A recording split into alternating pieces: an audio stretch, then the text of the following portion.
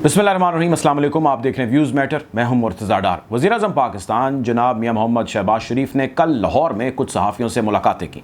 उनमें मैं भी शामिल था और वज़ीर-ए-आज़म साहब से बड़ी लंबी चौड़ी नशिस्त हुई और उसमें बहुत सारे मौजू हैं जिसके ऊपर बातचीत हुई।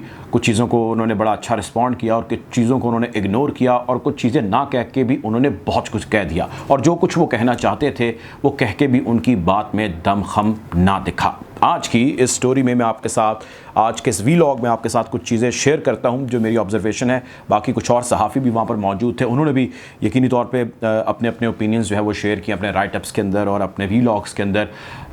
जो मुलाकात हुई उस मुलाकात के अंदर जो नामी ग्रामी प्रोमिनेंट सहाफ़ी हैं वो शामिल थे। कामरान शाहिद साहब थे, मुजीबुर रहमान शामी साहब थे, इफ्तिखार अहमद साहब थे, मुबशर लुकमान साहब थे, मंसूर अली ख़ान थे और इसके अलावा बहुत सारे जो अहम सहाफ़ी जो मेन लीडिंग चैनल्स के ऊपर मौजूद हैं वो भी थे और इस सब के अंदर बहुत सारे पहलुओं पर बातचीत हुई। दो तीन चीज़ें हैं जिसका मैं आपसे जिक्र करूंगा, उसके फिर डिटेल बताता हूं।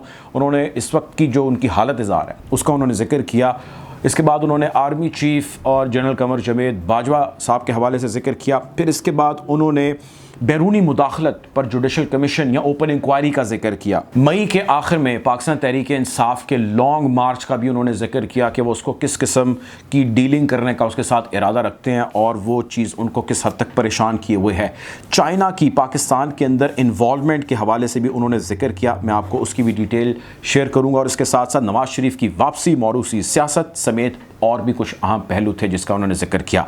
सबसे पहली चीज़ उन्होंने जिस चीज़ का जिक्र किया, उन्होंने कहा कि भाई हमारे हाथ खड़े हैं और उन्होंने कहा कि हम एक अजीब सी कशमकश के अंदर मुब्तला हैं। महंगाई के ऊपर उन्होंने शदीद किस्म की बेबसी का इजहार किया और उनका कहना यह था कि इस वक्त जो चीज़ें हैं वो उनके कंट्रोल से बाहर हैं, लेकिन उन्होंने उसको at the cost of Nations assets उन्होंने इसको कंट्रोल रखा हुआ है। मिसाल के तौर पर उन्होंने जिक्र किया पेट्रोल का, जिसमें उन्होंने कहा कि पेट्रोल की कीमत को मैंने डेलिबरेटली जो है कंट्रोल में रखा है और कई अरब का नुकसान जो है वो हमें हर महीने हो रहा है। तो उनके कंट्रोल से पेट्रोल समेत बहुत सारी और चीज़ें भी हैं जो बाहर हैं। और अशिया खुरनोश के ऊपर उन्होंने ये कहा, बल्कि वादा किया कि अगले 48 घंटों के अंदर जो बड़ी कीमतें हैं वो नीचे आ जाएंगी। अब 48 में से तकरीबन 24 घंटे तो गुजर चुके हैं और 24 घंटे बाकी रह गए हैं कि जो चीज़ों की कीमतें बड़ी हैं अशिया खुरनोश की वो नीचे आएंगी या नहीं। खैर ये तो आने वाले 24 घंटे हमें बता देंगे। ये महंगाई पे उन्होंने कंप्लीट जो है वो बेबसी का इजहार किया और उनकी बातों से यूँ लगा कि चीज़ें जो है वो उनकी रीच से या उनकी कंट्रोल से जो है वो बाहर होती चली जा रही हैं। यानी कि जो नैरेटिव उन्होंने prime minister farmer Imran Khan के ख़िलाफ़ या उनकी हुकूमत के ख़िलाफ़ बनाए रखा कि ये इनकॉम्पिटेंट है, इन्होंने महंगाई कर दी है, इन्होंने कर्जे ले लिए, इन्होंने बिल्कुल लोगों का जीना दोबर कर दिया और तहस नहस कर दिए सारे मामलात, एग्जैक्ट बल्कि शायद उससे भी ज़्यादा इस वक्त बुरी प्लानिंग या स्ट्रैटेजी है जिसको वो अपनाए हुए हैं। सिर्फ टेम्परेरली चीज़ों को नीचे करके या कुछ चीज़ों की प्राइसेस को होल्ड करके अरबों का नुकसान करके इस वक्त वो मामलात को चलाने की कोशिश कर रहे हैं जो कि उनके ख्याल से यूँ नहीं चल पाएंगी ज़्यादा देर। उनसे फिर ये पूछा गया कि भाई आपने आते ही पेट्रोल की कीमत को रिवर्स कर देना था और कहना था कि जी इसने झूठे तरीके से इमरान खान ने जो है वो नीचे रखी हुई है, इसको 200 रुपये के करीब होना चाहिए पेट्रोल को फ़ी लीटर को, जिस पर उन्होंने कहा कि अगर हम ऐसा करते तो लोगों का बड़ा रिएक्शन आना था और उन्होंने कहना था जी नून लीग ने जो है वो ऐसे कर दिया है। सो उनकी बात से मैंने ये चीज़ अखज़ की कि उन्होंने लोगों को नून लीग से वो बदजन ना हो इसलिए उन्होंने कई अरब का चूना लगाना मुनासिब समझा। यानी कि उन्होंने अपनी सियासत को फ़ौक़ियत दी, लेकिन वो कह रहे थे कि मैंने लोगों को फ़ौक़ियत दी।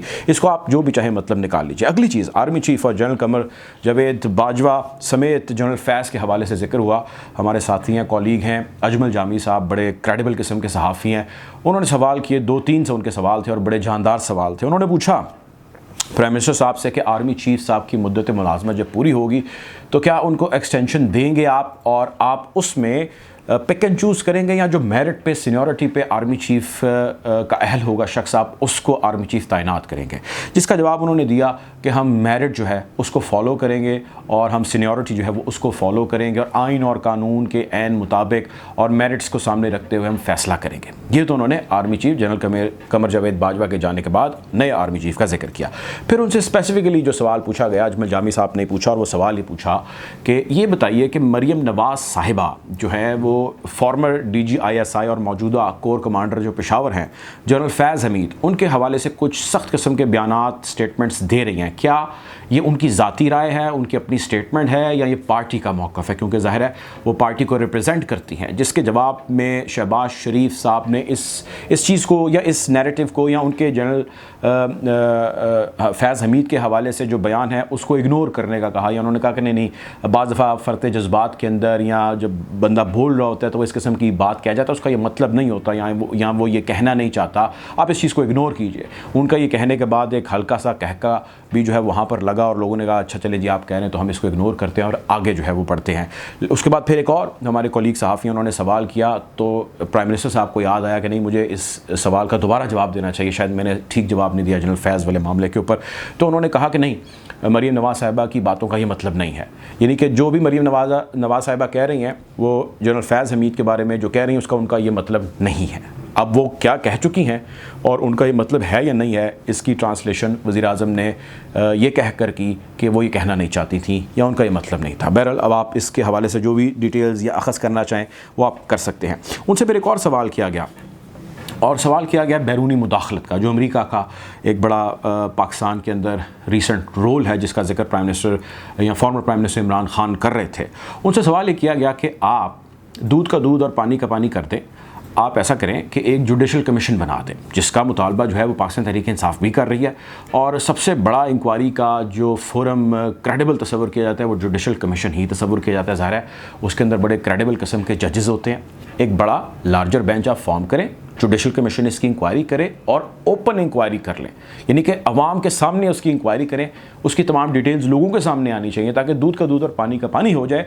जो कुछ भी इमरान खान या उसकी हुकूमत कह रही थी अबाउट अमेरिकन इन्वॉल्वमेंट या अमरीकी उनकी हुकूमत को निकाल चुके हैं तो वो लोगों के सामने कर लें।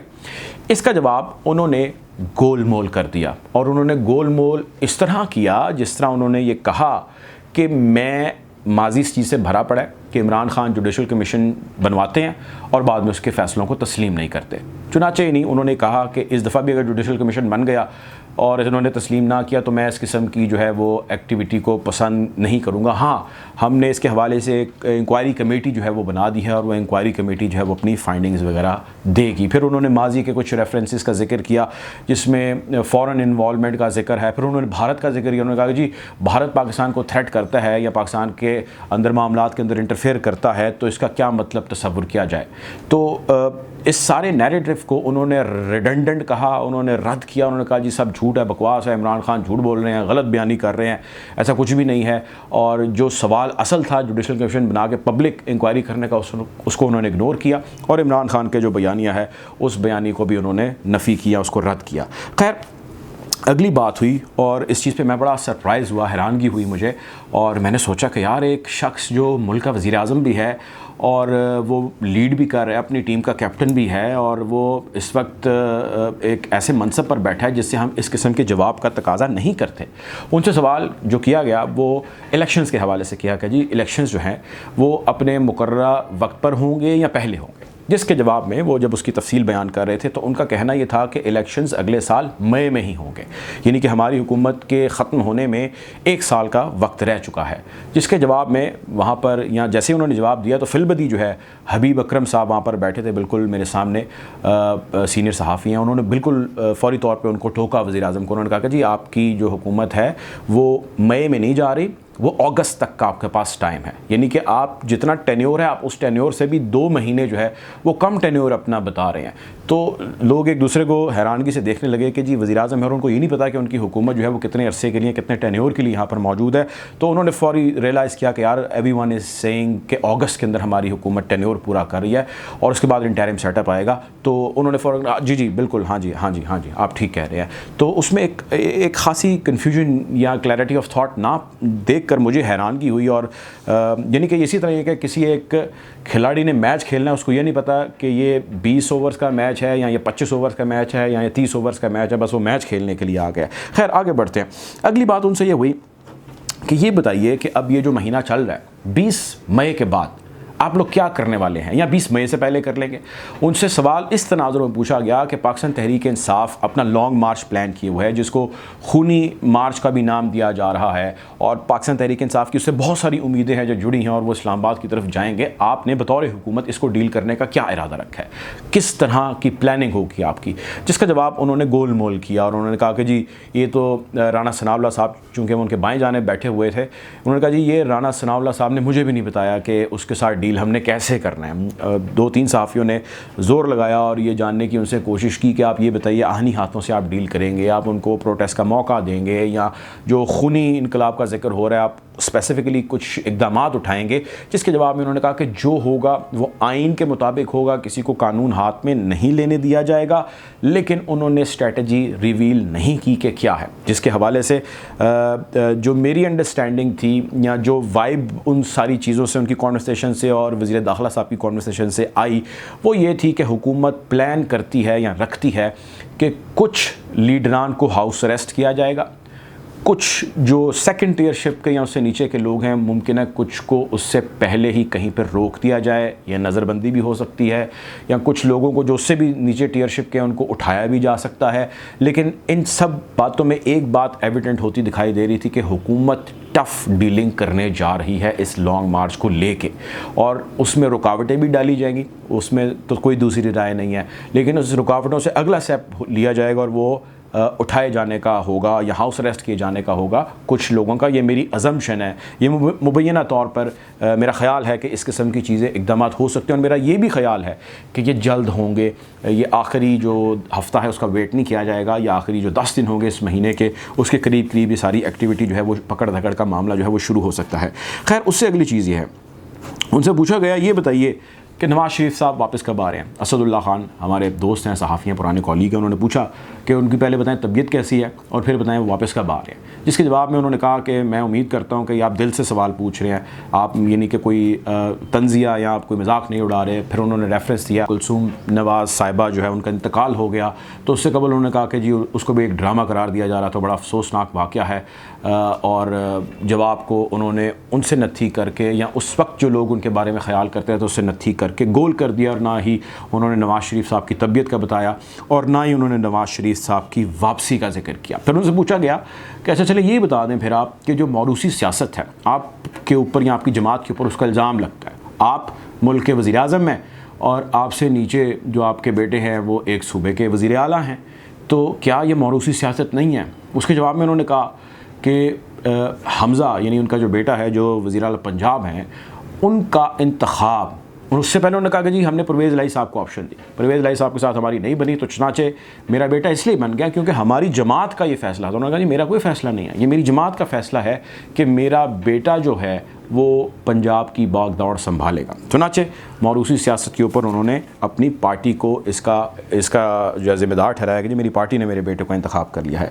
फिर इसके बाद वहाँ पर सहाफ़ी जो मदऊ किए गए थे उसमें तकरीबन हर स्कूल ऑफ थॉट के सहाफ़ी थे जिनको मैंने वहाँ पर मौजूद पाया। बहुत सारे मोहतरम हैं, बहुत सारे सीनियर हैं, कॉलीग हैं, बहुत सारों से अच्छा प्यार का रिश्ता है, वो सारा अपनी जगह, लेकिन काम या आपका जो प्रोफेशन है वो अपनी जगह। जिन सहाफ़ियों को बातचीत करने का मौका मिला, जिनको सवालात करने का मौका मिला, वो यकीनी तौर पे प्लान्ड था, वो डिसाइडेड था कि उन किन सहाफ़ियों ने जो है वो सवालात करने हैं और उन्होंने किन चीज़ों के ऊपर जो है वो सवालात करने हैं। सारी तो नहीं, लेकिन कुछ चीज़ों के ऊपर डिस्कशंस पहले हो चुकी थी, आपने इन चीज़ों को प्राइम मिनिस्टर के साथ छेड़ना है। सो वो सारा प्लान्ड एक ऑर्गेनाइज्ड सेशन था जिसमें लिमिटेड सहाफ़ियों से लिमिटेड सवाल कराए गए, और जिन सहाफ़ियों से सवाल कराए गए मैं उनकी क्रेडिबिलिटी पे कोई डाउट नहीं करता, लेकिन उनके बारे में लार्जली जो पब्लिक के अंदर एक सेंटिमेंट पाया जाता है वो ये है कि इनका स्कूल ऑफ थॉट या इनकी सहाफ़त या इनका जो नैरेटिव है that is inclined more towards Pakistan Muslim League नून।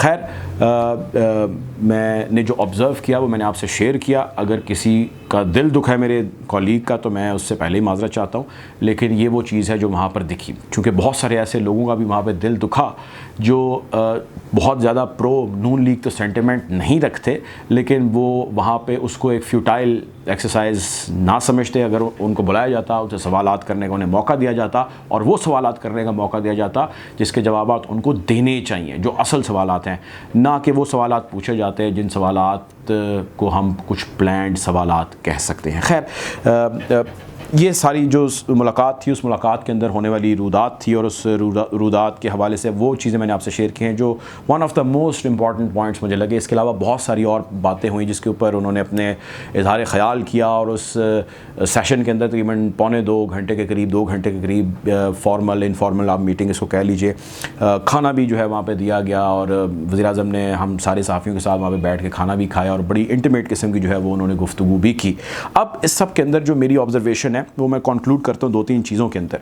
एक तो चीज़ ये कि मैंने ऑब्ज़र्व किया कि बहुत डिफेंसिव थे शहबाज शरीफ साहब। पाकिस्तान में इस वक्त जो मौजूदा हुकूमत है उसका जो लीडर है, मैंने उसको बहुत डिफेंसिव पाया और मैंने पाया कि उसके पास सिवाय एक्सप्लेनेशंस देने के कुछ और है नहीं। पिलडेट के सरबराह हैं बिलाल महबूब साहब, बड़े ज़बरदस्त किस्म का एनालिसिस करते हैं, मेरे प्रोग्राम्स में भी आते रहते हैं। उन्होंने एक बड़ा अच्छा सवाल किया, मुझे बड़ा अच्छा सवाल लगा। उन्होंने पूछा कि चलें ये बताएं कि आप काफ़ी देर से जो इस वक्त तकरीर कर रहे हैं या सवालों के जवाब दे रहे हैं उसमें आप इमरान खान बुरा है, PTI बुरी है, यही कहे जा रहे हैं। आप अपना बताइए कि आपका क्या विज़न है, आपका क्या ऑब्जेक्टिव है, आप किस तरह लेके चलना चाहते हैं हुकूमत के मामलात को। जिसके जवाब में शहबाज शरीफ साहब ने कहा कि अगर हमें हुकूमत करने का मौका मिले तो हम बैगर्स की जगह चूज़र्स बन जाएंगे।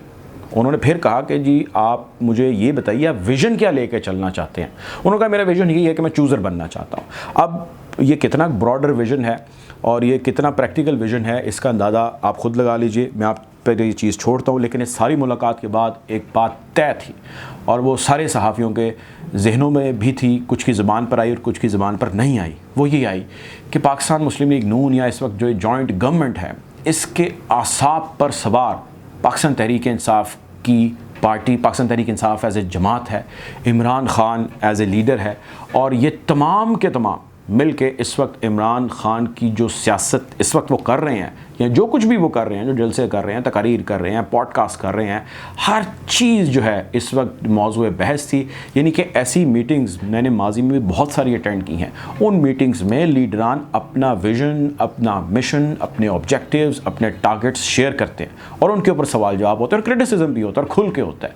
लेकिन ये एक ऐसी मीटिंग और इतनी हाई लेवल की मीटिंग मैंने अटेंड की जिसमें सिर्फ़ और सिर्फ एक ही चीज़ थी जिस चीज़ के गिर्द चीज़ें घूम रही थी और वो थी whatever is happening is done by PTI or whatever has happened in the recent past by PTI or whatever will happen by the PTI और Imran Khan in the future। सिर्फ सारी जो कॉन्वर्सेशन थी वो इन चीज़ों के गिर्द घूम रही थी।